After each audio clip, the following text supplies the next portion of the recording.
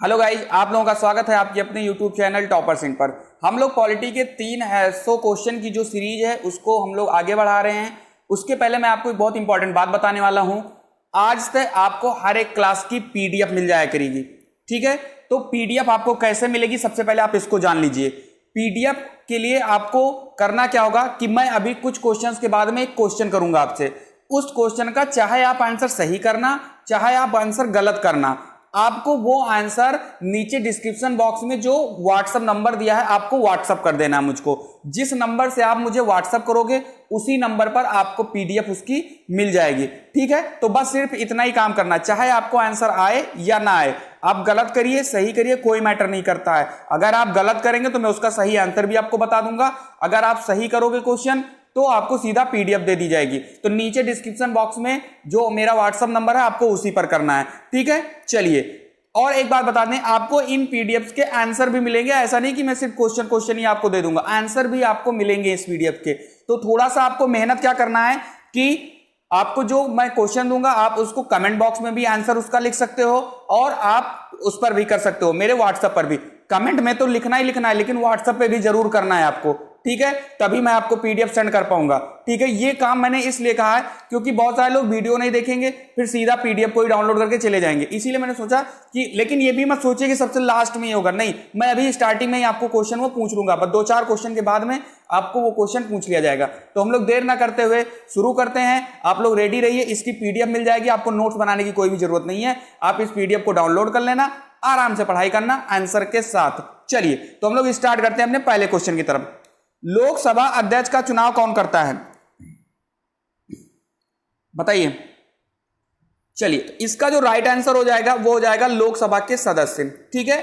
लोकसभा के निर्वाचित और लोकसभा के मनोनीत दोनों सदस्य कर सकते हैं लोकसभा के अध्यक्ष का चुनाव, ठीक है। ऐसा नहीं कि सिर्फ निर्वाचित वाले ही करेंगे, कोई भी कर सकता है। लोकसभा का जो सदस्य है चाहे वो निर्वाचित हो चाहे मनोनीत हो, वो उसकी अध्यक्ष को चुन सकता है। आगे की तरफ बढ़ते हैं। अगर वीडियो पसंद आएगी तो आप लाइक कर दीजिएगा, सिर्फ आपके लिए मैं मेहनत कर रहा हूं, आप ही के लिए मैं पीडीएफ बना रहा हूं, आपके लिए ये सारे काम मैं कर रहा हूं, ठीक है। अब उसमें भी कुछ लोग ऐसे भी होंगे वो कहेंगे नहीं नहीं मुझे ये ना तो व्हाट्सअप करना है ना ये करना, तो आप मत करिए, वो आपकी मर्जी है। चलिए आगे बढ़ते हैं हम। लोकसभा का अस्थायी अध्यक्ष या प्रोटेम स्पीकर की नियुक्ति कौन करता है, संबंधित सदन द्वारा, वर्तमान अध्यक्ष द्वारा, प्रधानमंत्री द्वारा या राष्ट्रपति द्वारा। देखो, जो प्रोटेम स्पीकर होते हैं इनकी जो नियुक्ति होती है वो राष्ट्रपति करता है। ऐसा क्यों करता है, जब नई लोकसभा बनती है, जैसे मान लो आज चुनाव हुआ, ठीक है, लोकसभा का चुनाव हुआ, तो उसमें भाई जब शुरुआत के जो दिन होंगे यानी एक दिन के लिए प्रोटेम स्पीकर बनाया जाता है, वो शपथ दिलवाने के लिए होता है, ठीक है। चलिए आगे बढ़ते हैं हम लोग। भारत सरकार का प्रथम विधि अधिकारी कौन होता है, बहुत ही इंपॉर्टेंट है ये, बताइए आप। भारत सरकार का प्रथम विधि अधिकारी कौन होता है, बहुत ही इंपॉर्टेंट क्वेश्चन है। तो इसका जो राइट आंसर हो जाएगा वो हो जाएगा भारत का महान न्यायवादी। ये भारत का प्रथम विधि अधिकारी होता है। यहां तक क्लियर है। चलिए हम लोग आगे बढ़ते हैं। चलिए, केंद्र सरकार के व्यय को नियंत्रित करने की शक्ति किसमें निहित होती है, बताइए। बहुत ही अच्छा क्वेश्चन है ये। तो चलिए इसका मैं राइट आंसर बता देता हूं आपको। चलिए, इसका जो राइट आंसर हो जाएगा वो हो जाएगा नियंत्रक एवं महालेखा परीक्षक, ठीक है। जो नियंत्रक एवं महालेखा परीक्षक होता है इसी को केंद्र की जो केंद्र का जो व्यय है वो उसका जो खर्च है या कैसे उसको खर्च करना है इसको नियंत्रित करता है, ठीक है। यहां तक क्लियर हो गया आपका। चलिए तो हम लोग आगे की तरफ बढ़ते हैं। भारतीय संविधान के किस भाग में संघीय न्यायपालिका का उल्लेख है, इंपॉर्टेंट क्वेश्चन है। संघीय न्यायपालिका का उल्लेख कहां पर है, किस भाग में है। चलिए तो हम देर ना करते हुए हम लोग इसके आंसर की तरफ बढ़ते हैं। चलिए, तो इसका जो राइट आंसर हो जाएगा वो हो जाएगा भाग 5, ठीक है। भाग 5 में ही संघीय न्यायपालिका के बारे में दिया गया है, ठीक है। अच्छा, अगर हम सर्वोच्च न्यायालय की बात करते हैं तो ये जो है आर्टिकल 124 से लेकर के 147 के बीच में दिया गया है आपका क्या, संघीय न्यायपालिका के बारे में, ठीक है। चलिए, तो याद रखना अगर पूछ लिया जाए एग्जाम में कि सर्वोच्च न्यायालय के बारे में किस से किस अनुच्छेद तक दिया गया है, तो 124 से 147 तक दिया गया है। चलिए अब हम बात करते हैं अगले क्वेश्चन की तरफ। निम्नलिखित में से किसके अंतर्गत भारत में सर्वप्रथम सर्वोच्च न्यायालय की स्थापना हुई थी? बताइए, सर्वोच्च न्यायालय की जो स्थापना थी वो किसके अंतर्गत हुई थी? तो रेगुलेटिंग एक्ट 1773, याद रखना है आपको, रेगुलेटिंग एक्ट 1773 के तहत इसकी स्थापना हुई थी। चलिए, तो यहां तक आपके क्लियर हो गए होंगे। चलिए, निम्न में से किसको हटाने का प्रावधान संविधान में नहीं है? राष्ट्रपति, उपराष्ट्रपति, राज्यपाल या अटॉर्नी जनरल? बताइए। तो इसका जो राइट आंसर हो जाएगा वो हो जाएगा आपका राज्यपाल। राज्यपाल को हटाया नहीं जा सकता है, ठीक है ना? क्लियर है यहां तक? चलिए हम लोग आगे बढ़ते हैं। निम्नलिखित में से किसको महाभियोग के बिना हटाया जा सकता है? यानी उन पर महाभियोग भी न चले और उन्हें हटाया जाए। तो इसका राइट आंसर है राज्यपाल, ठीक है, राज्यपाल ही ऐसा है।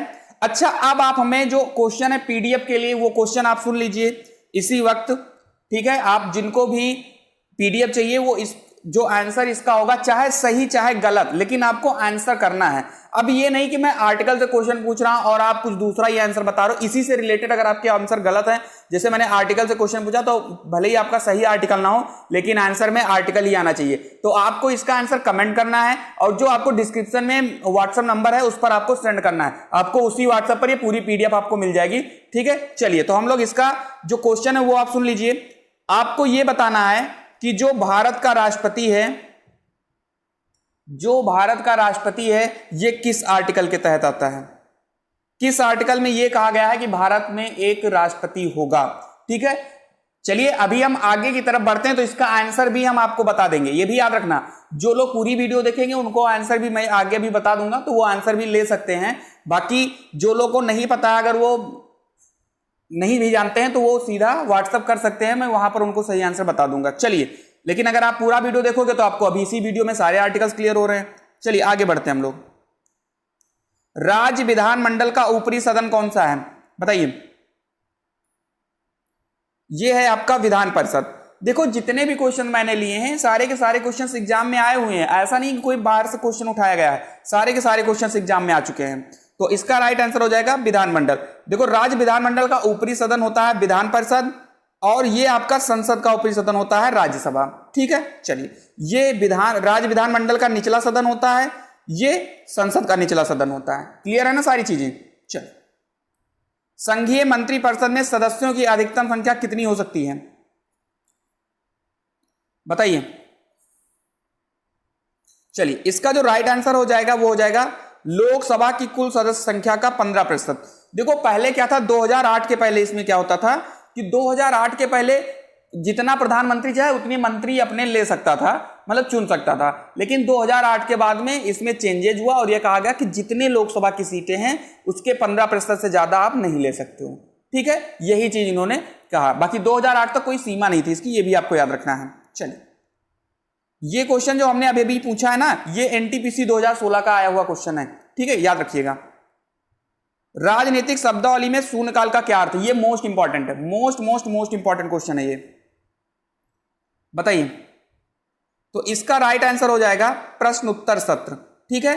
राजनीतिक शब्दावली में शून्यकाल का अर्थ है प्रश्न उत्तर सत्र। यहां तक क्लियर है? चलिए, प्रथम गैर कांग्रेसी प्रधानमंत्री कौन बने? बहुत ही इंपॉर्टेंट क्वेश्चन है ये, बताइए आप लोग। प्रथम गैर कांग्रेसी प्रधानमंत्री कौन बने थे? चलिए, तो मैं इसका राइट आंसर बता देता हूं। चलिए, तो इसका जो राइट आंसर हो जाएगा वो हो जाएगा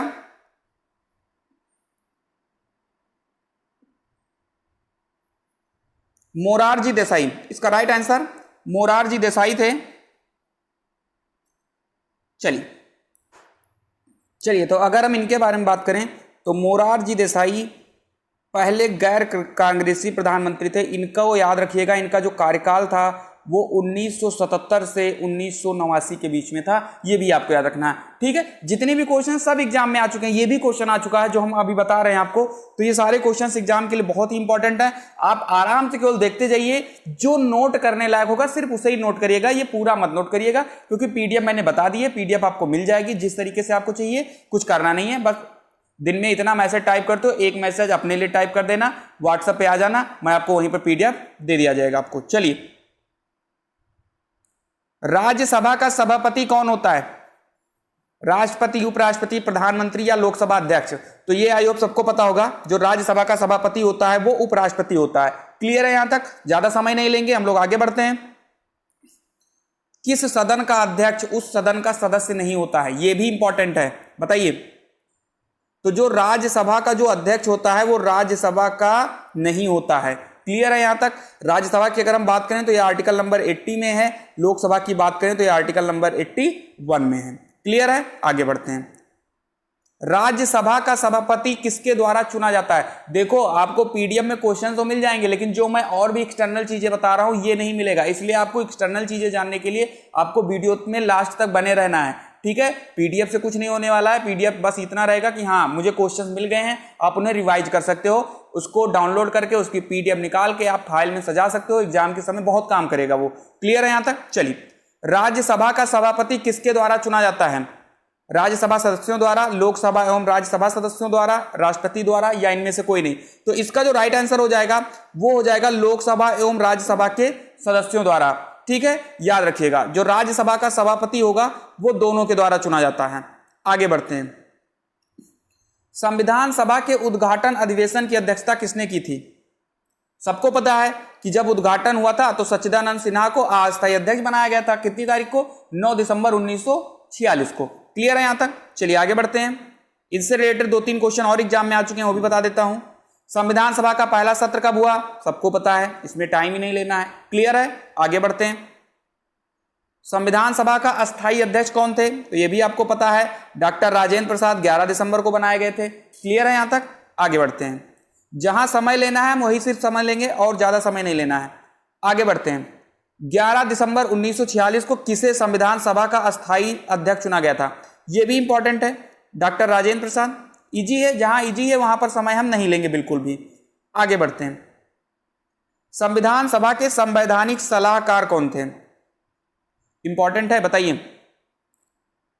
चलिए, तो इसका जो राइट आंसर हो जाएगा वो हो जाएगा वी.एन. राव। अब आपने देखा होगा कि मैंने यहां इनका फुल फॉर्म लिख दिया गया है, वेनेगल नरसिंह राव, ठीक है। तो ये फुल फॉर्म भी अगर पूछ लिया जाए तो आप बता लीजिएगा, वेनेगल नरसिंह राव। क्लियर है यहां तक? चलिए आगे बढ़ते हैं हम लोग। भारतीय संविधान की प्रस्तावना में देश का कौन सा नाम उल्लिखित है? ये बताइए, बहुत इंपॉर्टेंट है। चलिए, तो इसका जो राइट आंसर हो जाएगा वो हो जाएगा आपका भारत और इंडिया। सिर्फ भारत और इंडिया ही आपके प्रस्तावना में है, यानी हिंदुस्तान जो आपका है ये मान्यता प्राप्त नाम नहीं है, सिर्फ भारत और इंडिया है। मैं भारत और इंडिया के बारे में आपको बता चुका हूं, कब कब नाम भारत, कब इंडिया और कब हिंदुस्तान पड़ा था। ये सारे अगर जिनको भी ये चीजें याद रखनी है या इंडिया की फुल फॉर्म क्या है तो उनको डिस्क्रिप्शन बॉक्स में लिंक मिल जाएगी, जाके आप उस वीडियो को देख सकते हो, ठीक है। बहुत ही छोटी वीडियो, लगभग शायद 4 मिनट की वीडियो है, उसमें आपको सारी चीजें बता दी गई हैं। भारत कब पड़ा नाम, इंडिया कब नाम पड़ा, हिंदुस्तान कब नाम पड़ा था, या इंडिया की फुल फॉर्म क्या है, ये आपको डिस्क्रिप्शन बॉक्स में मिल जाएगा, जाके देख लीजिएगा। क्लियर है यहां तक? चलिए, भारतीय संविधान किसके द्वारा स्वीकृत है? संविधान सभा द्वारा, भारत की संसद द्वारा, प्रथम निर्वाचित सरकार द्वारा, या भारत की जनता द्वारा? बताइए। चलिए, तो अगर हम बात करें इसकी, चलिए देखते हैं, तो इसका राइट आंसर हो जाएगा डी वाला, भारत की जनता द्वारा, ठीक है। भारत की जनता ने इसको स्वीकार किया है या भारत की जनता द्वारा ये स्वीकृत है। क्लियर है? आगे बढ़ते हैं। भारत की संप्रभुता किसमें निहित है? बिल्कुल वही क्वेश्चन है जो अभी अभी ऊपर था, यानी भारत की जनता में जो भारत की संप्रभुता है वो भी भारत की जनता में है। ये क्वेश्चन आपका एसएससी में, एनटीपीसी में, ग्रुप डी में कई बार आ चुका है क्वेश्चन, ठीक है, इंपॉर्टेंट है ये। आगे बढ़ते हैं। लिखित संविधान की अवधारणा ने सर्वप्रथम कहां जन्म लिया? फ्रांस में, संयुक्त राज्य अमेरिका में, ब्रिटेन में या स्विट्जरलैंड में? बताइए। जिन लोगों को डेली पीडीएफ चाहिए, डेली हमारी क्लास चाहिए, प्रीवियस ईयर में इंपॉर्टेंट क्वेश्चन चाहिए, उनको इस चैनल को सब्सक्राइब जरूर करना है, ठीक है। चलिए हम लोग आगे बढ़ते हैं। इसका राइट आंसर हो जाएगा फ्रांस। सबसे पहले फ्रांस में लिखित संविधान की अवधारणा आई, लेकिन सबसे पहला लिखित संविधान बना किसका था? तो वो बना था संयुक्त राज्य अमेरिका का। लेकिन अगर अवधारणा की बात किया तो आंसर आपका फ्रांस ही होगा। क्लियर है? और ये आ जाएगी सबसे पहला लिखित संविधान किसका था? तो वो संयुक्त राज्य अमेरिका का था। क्लियर है यहां तक? चलिए, अध्यक्षात्मक शासन का उदय सर्वप्रथम किस देश में हुआ? ये सिंपल है, इसका राइट आंसर हो जाएगा संयुक्त राज्य अमेरिका। अध्यक्षात्मक शासन क्या होता है? अध्यक्षात्मक शासन का मतलब होता है कि राष्ट्रपति ही वहां का सब कुछ होता है, ठीक है। तो आपको पता है कि अमेरिका में राष्ट्रपति की कितनी चलती है, राष्ट्रपति के बारे में ही सारी चीजें वहां होती है। बाकी आपके भारत में देख लो, यहां पर अध्यक्षात्मक शासन नहीं है, यहां पर प्रधानमंत्री सब कुछ होता है। क्लियर है? चलिए, निम्नलिखित में से कौन सा एक भारतीय संविधान का दर्शन नहीं है? तो भारतीय संविधान के दर्शन आपको ये 3 याद रखने हैं, ठीक है। कल्याणकारी राज्य, समाजवादी राज्य और राजनीतिक राज्य। बाकी जो साम्यवादी राज्य है वो भारतीय संविधान का दर्शन नहीं है। क्लियर है? ये भी क्वेश्चन एग्जाम में आ चुका है। कुछ लोग बस छोटे छोटे क्वेश्चन को पढ़ के जाते हैं, 9 दिसंबर 11 दिसंबर नहीं आते। अब ये लेवल खत्म हो चुके हैं, अब आपको इस टाइप के क्वेश्चन मिलेंगे जो क्वेश्चन मैंने दिया है, तो इसलिए इनको आप अच्छे से देख लीजिए। आगे बढ़ते हैं। भारतीय संविधान में 9वीं अनुसूची परिवर्धित हुई, यानी कब जोड़ी गई? क्योंकि जब संविधान बना था तब तो 8 ही अनुसूची थी, ठीक है। फिर 9वीं अनुसूची कब जोड़ी गई?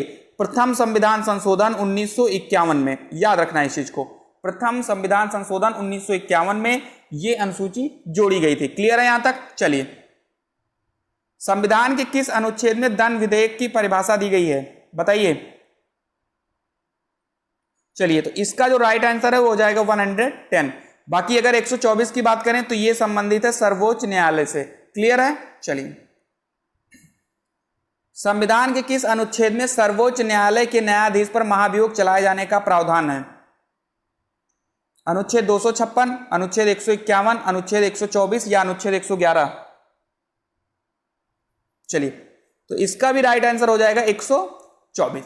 संविधान के 124 अनुच्छेद में जो सर्वोच्च न्यायालय के न्यायाधीश होते हैं उन पर महाभियोग चलाया जा सकता है। तो पीडीएफ के लिए आपको यह बताना है कि भारत में एक राष्ट्रपति होगा, ये किस अनुच्छेद में है या किस अनुच्छेद में कहा गया है कि भारत का एक जो राष्ट्रपति है, भारत का जो राष्ट्रपति होता है ये किस अनुच्छेद के तहत होता है? तो इसका आंसर मैं बता देता हूं आपको, आर्टिकल नंबर 52, भारत में एक राष्ट्रपति होगा। तो यही आंसर अगर आप मुझे व्हाट्सएप पर कर दोगे, लिख कर भेज दोगे आर्टिकल 52, तो आपको इसकी पूरी पीडीएफ आपको मिल जाएगी।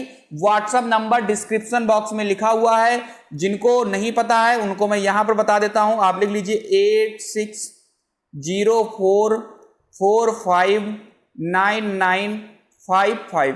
क्लियर है? चलिए, तो इतना नंबर, बाकी डिस्क्रिप्शन बॉक्स में इसका नंबर व्हाट्सएप नंबर है, आप जाके वहां से मैसेज करिएगा, आर्टिकल 52 मैं आपको आंसर बता दूंगा। आपको पीडीएफ मिल जाएगी पूरा विथ आंसर, आंसर के साथ आपको पीडीएफ मिलेगी। ऐसा नहीं सिर्फ पीडीएफ मिलेगी, आंसर भी मिलेगा उसका। चलिए, राष्ट्रपति सर्वोच्च न्यायालय से संविधान के किस अनुच्छेद के अंतर्गत परामर्श ले सकता है? बताइए, बहुत इंपॉर्टेंट क्वेश्चन है ये, कई बार एग्जाम में आया है। चलिए, इसका राइट आंसर हो जाएगा आर्टिकल 143। क्लियर है? चलिए, 143 अनुच्छेद के तहत जो राष्ट्रपति होता है वो सर्वोच्च न्यायालय से सर्वोच्च न्यायालय से राय परामर्श ले सकता है, कहने का मतलब ये है। क्लियर है? चलिए, स्वतंत्र भारत में राज्यसभा के प्रथम सभापति कौन थे? बहुत इंपॉर्टेंट क्वेश्चन है और बहुत इजी भी क्वेश्चन है ये, बताइए। चलिए, इसका राइट आंसर हो जाएगा डॉक्टर एस राधाकृष्णन। अरे भैया, भारत के पहले उपराष्ट्रपति कौन थे? Doctor S Radhakrishnan. और आपको भी पता है कि राज्यसभा के सभापति कौन होते हैं? उपराष्ट्रपति तो होता है, इसमें इतना क्या सोचना था। चलिए, स्वतंत्र भारत के प्रथम रक्षा मंत्री, most important question, most important question, इसका राइट आंसर हो जाएगा सरदार बलदेव सिंह। यहां तक क्लियर है? सरदार बलदेव सिंह स्वतंत्र भारत के प्रथम रक्षा मंत्री थे। आगे बढ़ते हैं। स्वतंत्र भारत के प्रथम वित्त मंत्री कौन थे? बताइए, वित्त मंत्री की बात हो रही है तो इसका राइट आंसर हो जाएगा डॉक्टर जॉन मथाई। ठीक है, ये भारत के पहले वित्त मंत्री थे। पहले रक्षा मंत्री बलदेव थे। पहले गृह मंत्री की अगर बात होगी तो कौन था बताइए? तो वो थे आपके सरदार वल्लभ भाई पटेल जी। ठीक है, सारी चीजें याद रखिएगा। वित्त मंत्री जॉन मथाई, पहले रक्षा मंत्री सरदार वल्लभ भाई पटेल, और पहले गृह मंत्री सरदार वल्लभ भाई पटेल, और रक्षा मंत्री कौन थे? वो थे आपके बलदेव सिंह। ठीक है, चलिए। भारत में स्वतंत्रता के पश्चात प्रथम मंत्रिमंडल का कानून मंत्री कौन था? यह भी बताइए, बहुत इंपॉर्टेंट। प्रथम मंत्रिमंडल का कानून मंत्री कौन था? तो ये थे आपके भीमराव अंबेडकर जी। ठीक है, क्लियर है यहां तक? चलिए आगे बढ़ते हैं। संघीय मंत्रिपरिषद से पद त्याग करने वाला पहला मंत्री कौन था? बहुत इंपॉर्टेंट क्वेश्चन है ये, बताइए। बहुत ज्यादा इंपॉर्टेंट है क्वेश्चन, कई बार एग्जाम में आया है। संघीय मंत्रिपरिषद से पद त्याग करने वाला पहला मंत्री कौन था? तो इसका राइट आंसर हो जाएगा श्यामा प्रसाद मुखर्जी। क्या आंसर होगा इसका? श्यामा प्रसाद मुखर्जी। क्लियर है यहां तक? चलिए आगे बढ़ते हैं। किस लोकसभा में निर्वाचित महिला सांसदों की संख्या सबसे कम थी? बहुत इंपॉर्टेंट क्वेश्चन है। चलिए, सबसे कम जो महिला सांसद जो निर्वाचित हुई थी वो थी छठी लोकसभा। ठीक है, ये चीज आपको याद रखना है। अब एक क्वेश्चन और आता है कि अगर सबसे कम छठी में थी तो सबसे ज्यादा किस में थी, किस लोकसभा में? तो उसके लिए आपको अगले क्वेश्चन पर ले चलते हैं हम। किस लोकसभा में निर्वाचित महिला सांसदों की संख्या सबसे अधिक थी? 8वीं, 12वीं, 16वीं या 13वीं? चलिए, इसका राइट आंसर हो जाएगा 16वीं लोकसभा। यहां तक क्लियर है? चलिए, लोकसभा में मंत्रिपरिषद के विरुद्ध अविश्वास का प्रस्ताव लाने हेतु न्यूनतम सदस्य संख्या कितनी है? चलिए, इसका राइट आंसर हो जाएगा 50। ठीक है, 50 मंत्रिपरिषद या 50 लोग जब लेकर सदस्य आएंगे किसी अविश्वास प्रस्ताव को, तभी उसकी सुनवाई होगी, तभी उस पर अमल किया जाएगा। चलिए, प्रथम लोकसभा की पहली बैठक कब हुई? मोस्ट इंपॉर्टेंट क्वेश्चन है ये, कई बार एग्जाम में आया है, एक दो बार नहीं, कई बार। तो प्रथम लोकसभा की पहली बैठक हुई थी 13 मई 1952 को। ठीक है, क्लियर है यहां तक? चलिए आगे बढ़ते हैं। भारत के संविधान में निर्धारित किए गए अनुसार लोकसभा में सदस्यों की संख्या अधिकतम कितनी हो सकती है? 547, 545 या 552? चलिए, इसका राइट आंसर हो जाएगा 552। क्लियर है यहां तक? चलिए, भारतीय संविधान के अनुसार संविधान संशोधन विधेयक संसद के किस सदन में पारित किया जा सकता है? उच्च सदन में, निचले सदन में, ऊपरी और निचली सदन में एक साथ, या ऊपरी और निचली सदन में अलग से? बताइए, संविधान संशोधन विधेयक कहां पारित किया जा सकता है? तो इसको याद रखिएगा आप, ऊपरी और निचली दोनों सदन में। संविधान संशोधन जो प्रक्रिया है ये दक्षिण अफ्रीका से ली गई है, और किस आर्टिकल के तहत है? 368 अनुच्छेद के तहत है। क्लियर है यहां तक? चलिए,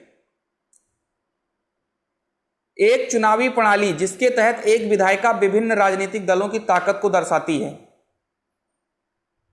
बताइए। ये भी क्वेश्चन आपकी एनटीपीसी का ही है, 2016 में एनटीपीसी का पेपर हुआ था, उसी में ये क्वेश्चन था। चलिए, तो इसका राइट आंसर हो जाएगा आनुपातिक प्रतिनिधित्व। क्लियर है? जैसे आपके राष्ट्रपति का चुनाव होता है, उपराष्ट्रपति का चुनाव होता है, इसी को आनुपातिक प्रतिनिधित्व बोलते हैं। क्लियर है? चलिए, स्वराज पार्टी का गठन किसके द्वारा किया गया था? ये तो सिंपल है, बता सकते हो। चलिए, इसका राइट आंसर हो जाएगा CR दास और मोतीलाल नेहरू। CR दास यानी चित्तरंजन दास और मोतीलाल नेहरू जी ने स्वराज पार्टी की गठन किया था। ठीक है, जिसमें जो CR दास थे ये अध्यक्ष थे और मोतीलाल नेहरू सचिव थे। संविधान का कौन सा अनुच्छेद अनुसूचित क्षेत्रों और अनुसूचित जनजातियों के प्रशासन और नियंत्रण से संबंधित है? बताइए, ये भी क्वेश्चन एग्जाम में आ चुका है। देखो, जो लोग प्रीवियस ईयर फॉलो करते हैं या जो लोग अच्छे से क्वेश्चन को किए हैं, कई एग्जाम दिए, उनको पता है यही सब लेवल है, ठीक है, क्वेश्चन का। चलिए, तो आपका आंसर हो जाएगा 244(1). ये आपका किससे संबंधित है? अनुसूचित क्षेत्रों और अनुसूचित जनजातियों के प्रशासन और नियंत्रण से संबंधित है। क्लियर है? आगे बढ़ते हैं। चलिए, भारतीय संविधान की प्रस्तावना किससे प्रेरित है? तो ये तो सबको पता है, ये प्रेरित है उद्देश्य संकल्प से, ठीक है। चलिए, उपराष्ट्रपति के चुनाव में कौन भाग नहीं ले सकता है?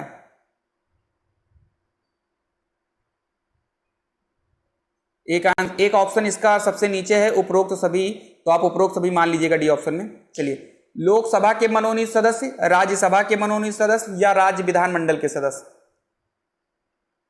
तो इसके कौन भाग नहीं ले सकता ये आपको बताना है। तो याद रखिएगा, लोकसभा के मनोनीत सदस्य भी भाग ले सकते हैं, राज्यसभा के मनोनीत सदस्य भी ले सकते हैं, लेकिन राज्य विधानमंडल के सदस्य भाग नहीं ले सकते हैं। क्लियर है? तो इसका जो राइट आंसर है वो हो जाएगा सी वाला, यानी ये भाग नहीं ले सकते हैं, बाकी सारे भाग ले सकते हैं, ठीक है। भारत और पाकिस्तान के बीच हुए 1971 के युद्ध के समय भारत का रक्षा मंत्री कौन था? Most important question. चलिए, इसका राइट आंसर हो जाएगा जगजीवन राम। जगजीवन राम जो थे वो उस समय भारत के रक्षा मंत्री थे जब 1971 में भारत और पाकिस्तान के बीच में युद्ध हुआ था। क्लियर है? चलिए, भारत के संविधान का वह कौन सा अनुच्छेद है जिसमें भारत के नियंत्रक और महालेखा परीक्षक का उल्लेख है? बताइए। चलिए, तो इसका राइट आंसर हो जाएगा 148। और नियंत्रक और महालेखा परीक्षक कौन होता है? हम लोगों ने आगे क्वेश्चन में देख ही लिया है। ये क्या करता है? जो केंद्र के जो वित्त होता है उसको नियंत्रित करता है, इनका यही काम होता है। चलिए, किस अनुच्छेद के अंतर्गत संसद संविधान में संशोधन कर सकती है? बहुत ही सिंपल है, अभी अभी हमने बताया भी है कि ये दक्षिण अफ्रीका से संविधान संशोधन की प्रक्रिया ली गई है और ये आर्टिकल नंबर 368 में है। यहां तक क्लियर है ना सबको? कोई डाउट तो नहीं है? चलिए, भारत के संविधान का कौन सा अनुच्छेद चुनाव आयोग को संसद और राज्य विधानसभाओं के चुनाव की निगरानी करने की शक्ति देता है? बताइए। चलिए, इसका जो राइट आंसर हो जाएगा वो हो जाएगा 324। ठीक है, भारत के संविधान का कौन सा अनुच्छेद चुनाव आयोग को संसद और राज्य विधानसभाओं के चुनाव की निगरानी करने की शक्ति देता है? आंसर आपका 324 अनुच्छेद। आगे बढ़ते हैं। भारतीय संविधान का भाग 8 किससे संबंधित है? पंचायतों से, राज्यों से, केंद्र शासित प्रदेशों से या नगर पालिकाओं से? चलिए, इसका राइट आंसर हो जाएगा केंद्र शासित प्रदेशों से। ठीक है, भारत का संविधान का भाग 8 केंद्र शासित प्रदेशों से संबंधित है। याद रखना, क्वेश्चन आया है एग्जाम में। 1964 में जवाहरलाल नेहरू की मृत्यु के बाद भारत के कार्यवाहक प्रधानमंत्री कौन बने?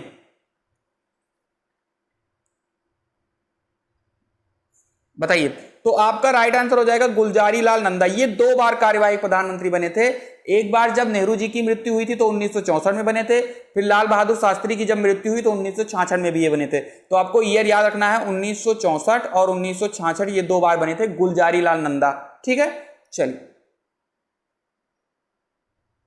भारत के प्रदेश में स्वतंत्र रूप से घूमने, भारत के प्रदेश ही नहीं, भारत के किसी भी क्षेत्र में स्वतंत्र रूप से घूमने के लिए कौन सा अनुच्छेद या किस अनुच्छेद में इस अधिकार के बारे में बताया गया है कि कोई भी लोग भारत के किसी भी क्षेत्र में घूम सकते हैं? बताइए। चलिए, इसका राइट आंसर हो जाएगा आर्टिकल नंबर 19। और आर्टिकल नंबर 19 में भी बोलने की स्वतंत्रता भी दी गई है। ठीक है, चलिए। किस संवैधानिक संशोधन के द्वारा पहली बार भाषाई आधार पर राज्यों का पुनर्गठन किया गया?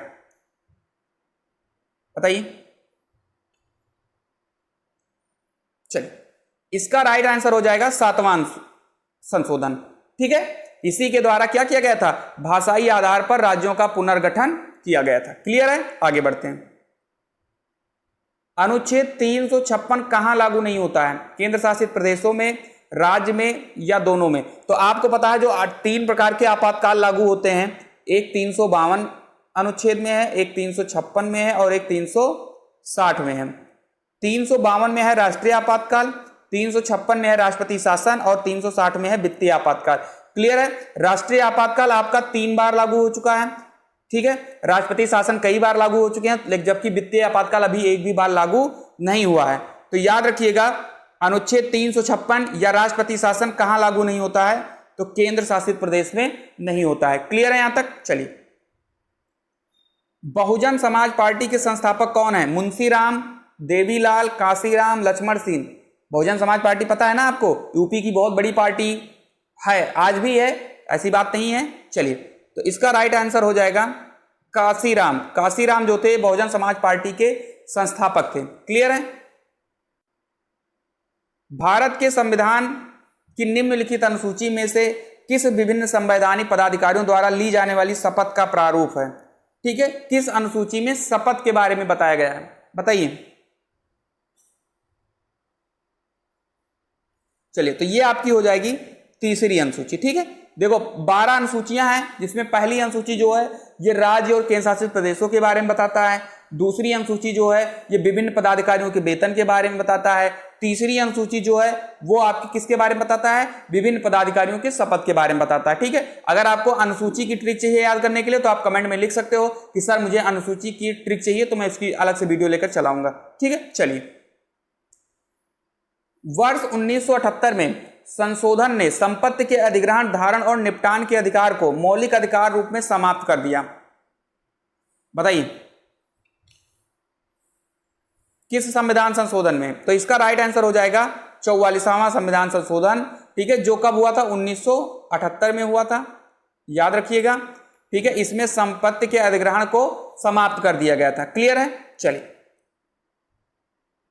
भारतीय संविधान के निम्नलिखित में से किस अनुच्छेद में वित्त आयोग की नियुक्ति के लिए प्रावधान प्रदान किया गया है? चलिए, इसका राइट आंसर हो जाएगा आर्टिकल 280। क्लियर है यहां तक? किस अनुच्छेद में? तो वित्त आयोग के बारे में 280 में बताया गया है। अब देखते हैं आज का लास्ट क्वेश्चन। भारतीय संविधान का कौन सा अनुच्छेद अल्पसंख्यकों को शैक्षणिक संस्थानों की स्थापना और प्रबंधन का अधिकार देता है? देखो, ये सारी चीजें मैं आर्टिकल वाले क्लास में बता चुका हूं।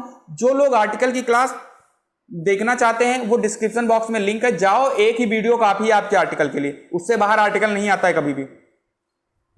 चलिए, तो देख लीजिएगा, डिस्क्रिप्शन बॉक्स में लिंक दी गई है। तो इसका राइट आंसर हो जाएगा आर्टिकल नंबर 30। ठीक है, यानी कोई भी अल्पसंख्यक वो चाहे तो अपने लिए एक अलग से इंस्टीट्यूट या खोल सकता है, अल्पसंख्यकों के लिए रोक नहीं है। आर्टिकल 30 में ये चीज कहा गई है। चलिए, तो आज के लिए इतना ही रखते हैं। आंसर की आपकी नीचे दी गई है। जिनको भी इनका पीडीएफ चाहिए उनको कुछ करना नहीं है, बस आपको सिर्फ ये बताना है कि भारत का राष्ट्रपति यानी भारत में राष्ट्रपति होने के लिए किस आर्टिकल के तहत होना चाहिए। तो जिनको भी नहीं पता है उनको मैं बता देता हूं, आर्टिकल नंबर 52 से राष्ट्रपति होता है। और यही आर्टिकल 52 आपको मुझे व्हाट्सएप पे लिखना है। व्हाट्सएप नंबर जो है आपका वो है 8604459955। आप इस पर आर्टिकल 52 लिखकर भेजोगे तो मैं आपको पीडीएफ सेंड कर दूंगा। मैंने इस क्वेश्चन को पूछा ही क्यों? सबसे बड़ी बात, पूछा मैंने इसलिए कि इससे ये लगेगा कि हाँ मेरे बच्चों ने मेरी वीडियो को देखा, और जो वीडियो देखेगा मैं पीडीएफ उसी को दूंगा। सिंपल सी बात है। तो आप लोग इस चीज को इस पर मैसेज करिए, आर्टिकल 52 आपको ये सारी पीडीएफ मिल जाएगी। आंसर भी इसके नीचे दिए गए, मैंने आपको दिखाई दिया। आपको सारे आंसर 60 के 60 मिल जाएंगे। यहां पर आपको कहीं बाहर जाने की कोई जरूरत नहीं है। क्लियर है यहां तक? चलिए, तो आज के लिए इतना ही रखते हैं।